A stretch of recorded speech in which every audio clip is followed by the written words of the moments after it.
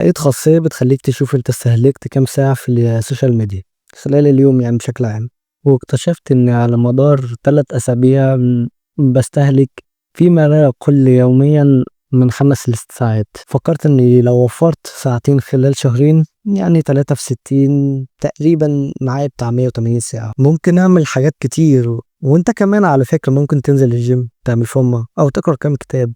تقريبًا 20 كتاب أو أكتر. أنا عن نفسي قررت أتعلم كورس full stack لسه كنت شايفه لقيته 180 ساعة تقريبًا. فكرت إن أنا أتعلمه عشان بعد ما أخلّصه أشتغل بيه freelancing من غير ما أكون سِبت شغلي الأساسي أو عملت shift career. ممكن بقى تعمل حاجة حلوة أوي لنفسك، ممكن تدخل على حاجة اسمها set goal. وساعتها أنت بتقدر تحدد الوقت المعين اللي ممكن تقعد فيه على مدار اليوم. يعني هاقول دلوقتي ممكن إن أنا أعمل ساعتين مثلًا، وكده هاكون اتحكمت في استهلاكي. وأنت كمان ما تسيبش نفسك تسرح مع السوشيال ميديا وحواراتها، واتحكم بنفسك.